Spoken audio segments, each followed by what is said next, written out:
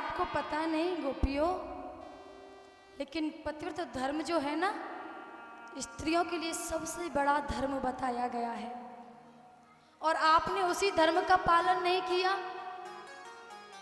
तुलसीदास बाबा ने भी तो वर्णन किया है रामचरितमानस में, एक ही धर्म एक व्रत नेमा। स्त्री के लिए एक ही धर्म, एक ही कर्म, एक ही नियम, एक ही व्रत है। और वो भी क्या? केवल अपने पति के चरणों में अनुराग करना, प्रेम करना, उसकी सेवा करना।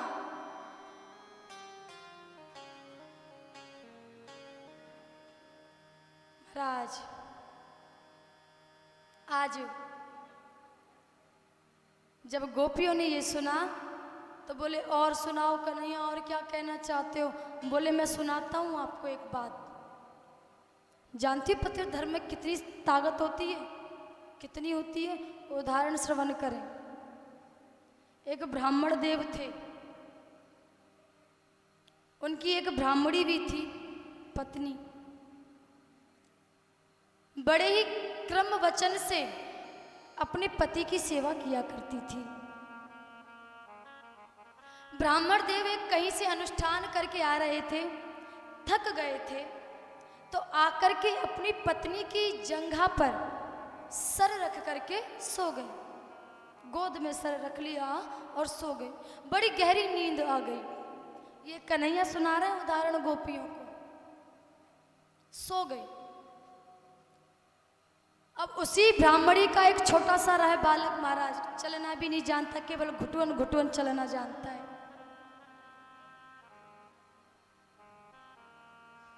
जब घुटुअन घुटुअन वो बालक चला आ रहा है और ब्राह्मणी की गोद में ब्राह्मण सर रख करके सो रहा है,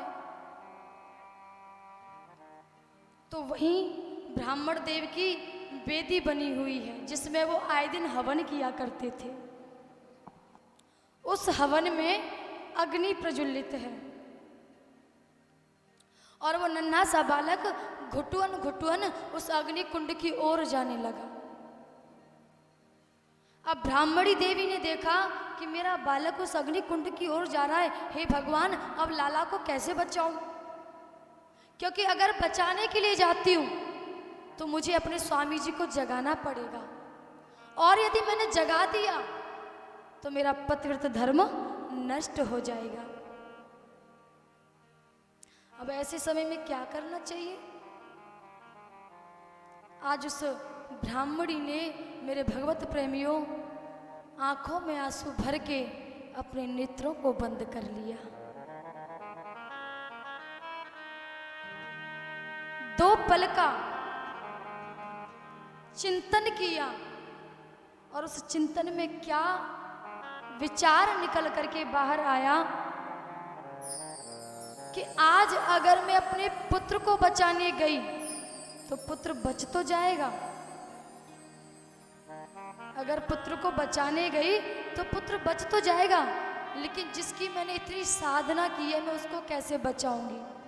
कहने का मतलब ये कि अगर मेरा पुत्र मेरे हाथों से जाता है तो चला जाए, क्योंकि पुत्र को मैं पुनः प्राप्त कर सकती हूँ, किंतु यदि जीवन में से पतिव्रत धर्म चला गया तो वो पुनः प्राप्त नहीं कर पाऊंगी। इसलिए आंखें बंद कर ली और भगवान का चिंतन प्रारंभ कर दिया कि जो ठाकुर जी के हाथ में है, अब तो जो करेगा वो ही करेगा। और जो अपने धर्म पर अडिग रहते हैं उसकी तो परमात्मा भी रक्षा करता है। वो बालक घुटुअन घुटुअन चला और जाकर के जो अग्नि कुंड था उसमें गिर गया, जिसमें कि अग्नि प्रज्वलित थी। और मेरे भगवत प्रेमियों, जब कुछ समय बाद ब्राह्मण देव की निद्रा खुली, गोद से सर को उठाया, वो ब्राह्मण देव खड़े हुए, ब्राह्मणी देवी तुरंत दौड़ पड़ी और जाकर के देखा अग्नि कुंड जिसमें अग्नि प्रज्वलित थी, वो वेदी से ऊपर जो अग्नि जा रही थी, जाकर के जब वहां देखती है, श्री सुखदेव जी कहते हैं राजा परीक्षित, आज जब ब्राह्मणी देवी ने उस वेदी में जाकर के देखा तो उस वेदी में वो नन्हा सा बालक अग्नि तो नहीं लेकिन फूलों के साथ में खेल रहा है।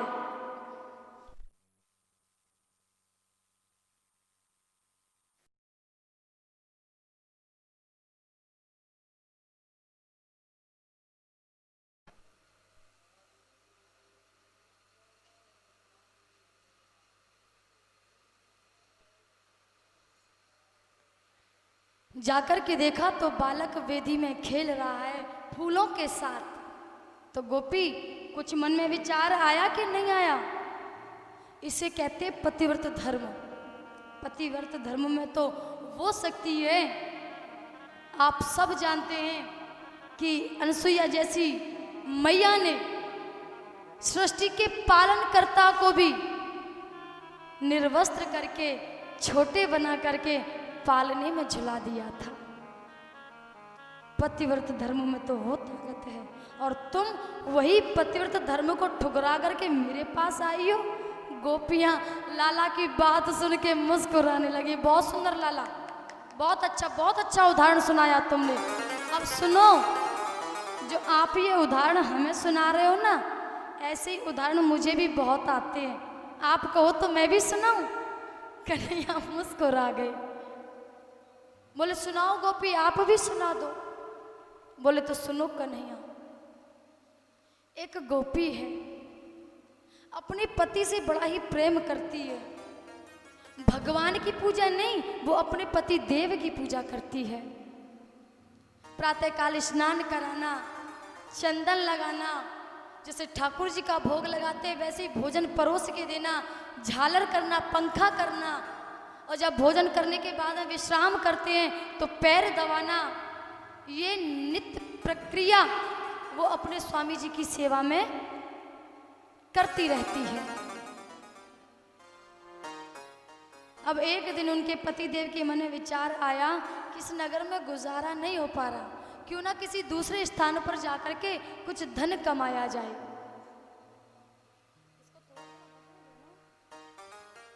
बोले क्यों ना बाहर जाकर के कुछ धन कमाया जाए।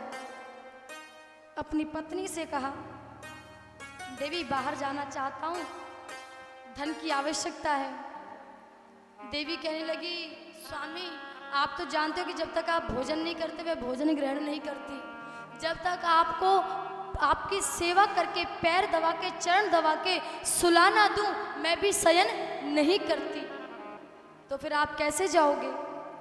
बोले देवी एक काम करो, आप मेरी ये फोटो रख लो, जैसे आप मेरी सेवा करते हो ना वैसे इस फोटो की सेवा करती रहना।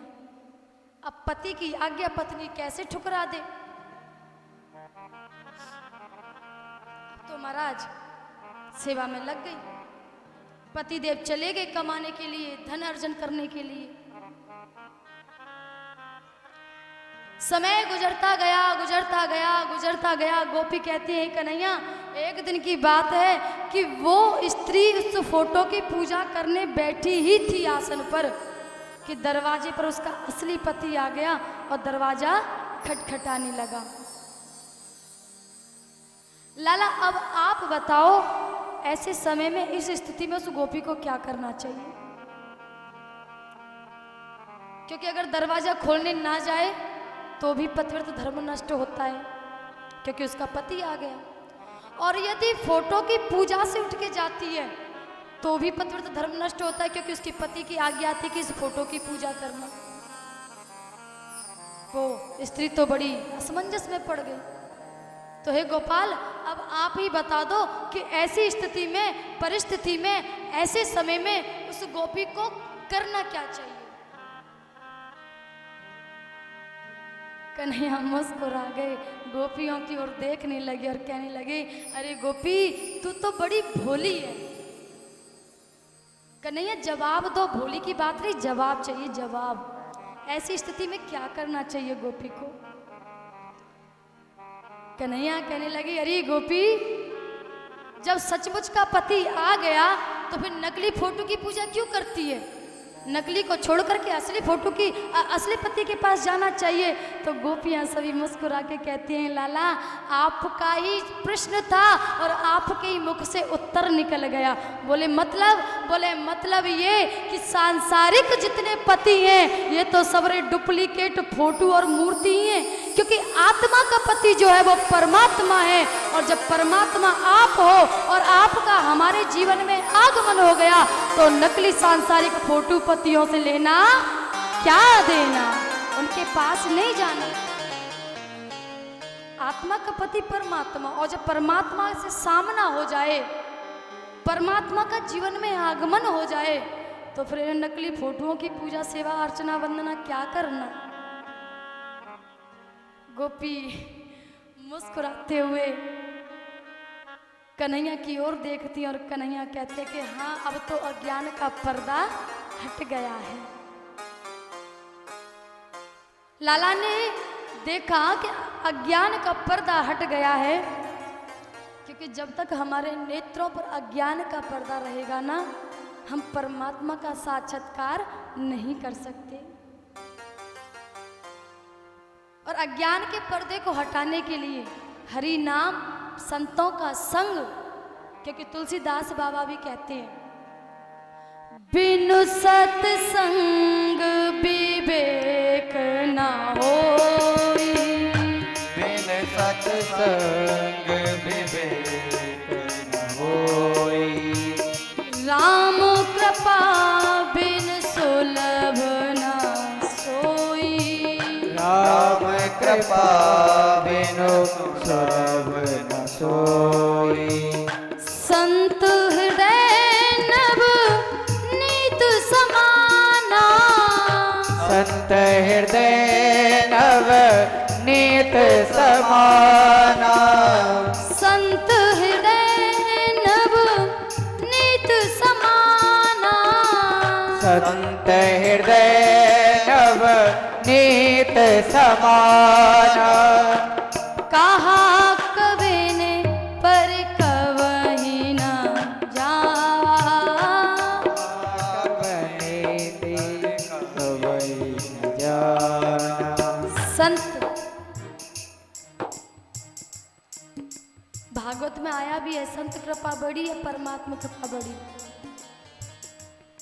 बोले परमात्मा की तो कृपा होती ही होती है, लेकिन परमात्मा की कृपा से बड़ा भी संत कृपा को बता दिया, क्योंकि ये संत ही है जो एक जीवात्मा को परमात्मा से मिलाते हैं, मिलन कराते हैं। बिनु सत्संग विवेक ना होई। अच्छा, ये विवेक क्या है? कुछ लोग विवेक को बुद्धि कहते हैं। विवेक मतलब बुद्धि,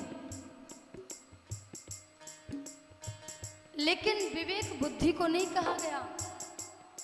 आध्यात्मिक दृष्टि से देखा जाए, संतों के साथ में जब हम सत्संग करते हैं तो हमारी बुद्धि संतों के सत्संग के साथ साथ चलती है, और चलते चलते जब संतों के संग और विचारधारा और हमारी बुद्धि का जब मंथन होता है, जैसे दही और रई से दही चलता है ना, और फिर होता है मंथन, और मंथन करने के बाद में निकलता है मक्खन।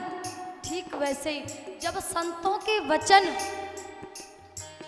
और जीवात्मा के भाव बुद्धि दोनों घर्षण करते हैं, और घर्षण करने के बाद में जब उसमें से मक्खन रूपी जो तत्व निकलता है, उसी तत्व को हम विवेक कहते हैं। बिनु सत्संग विवेक ना होई, क्योंकि बुद्धि तो बचपन से ही लेकर के सब लेकर के आते हैं महाराज।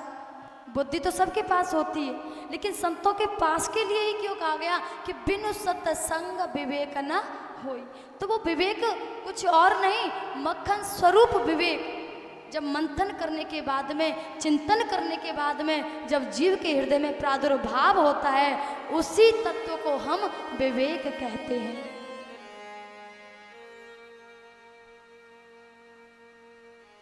कन्हैया ने पुनः आज गोपियों के साथ में वेणु वादन किया, रास रचाना प्रारंभ किया।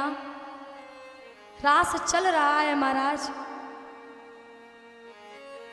गोपियां मन ही मन मुस्कुराती हैं, बोले अच्छा हुआ हमें साक्षात का पति मिल गया, क्योंकि बड़ी सुंदर बात कही है, ऐसे पति को काहवरूं जो जीवे मर जा, पति बरू नंदलाल को पुनरपि जननम पुनरपि मरणम पुनरपि जननी जठरे सहनम। ऐसे पति को क्या भरना जो बार बार जन्म ले, बार बार छोड़ के चला जाए। ऐसे पति को काह बरूं जो जीवे मर जा, पति बरूं नंदलाल को मेरो चुड़लो अमर है जा। पति बरूं तो ऐसा बरूं जिससे मेरा सुहाग अटल हो जाए, मेरा पति अमर हो जाए, जो कभी मरे ही ना। रास करते करते करते करते अपने पति के रूप में कन्हैया को देख रहे हैं, और देखते ही देखते देखते ही देखते देखते ही देखते कि गोपियों के मन में अभिमान आ गया। और बड़ी सरलता के साथ मैं आपको कहना चाहती हूँ कि जिस जीव के अंदर अभिमान आ गया वो परमात्मा को कभी भी नहीं पा सकता, कभी भी, मतलब कभी भी नहीं। अभिमान दुर्योधन का था कि कृष्ण मेरे यहाँ 56 प्रकार के भोग पाने के लिए आएंगे, उस विदुर के घर क्या रखा है। लेकिन कन्हैया ने दुर्योधन की मेवा त्यागी, साग विदुर घर खायो, पायो जी मैंने राम रतन धन पायो, पायो जी मैंने राम रतन धन पायो। भाव के भूखे कन्हैया, तेरे अभिमान के नहीं। अभिमान तो मेरे गोविंद का भोजन है, उसको दूर जरूर करते, उसको पाते जरूर है, उस घमंड को चकनाचूर करते जरूर है। कितनी भी गर्दन ऊपर करके उठा करके चल लेना, लेकिन एक दिन ऐसा आएगा वो गर्दन भी हिलने लगेगी। कितनी भी सीना चौड़ा करके चलना, लेकिन एक दिन ऐसा आएगा ये कंधे भी झुक जाएंगे, कमर भी टूट जाएगी। कमर कमान दांत सब टूटे, नजर गई नजर आई। बालक ते फिर बाप कहाए, दादा लगे कहाए वे, और आएगो चौथो नियरो पनवा, कैसे बीतेगी, क्योंकि कबहू कियो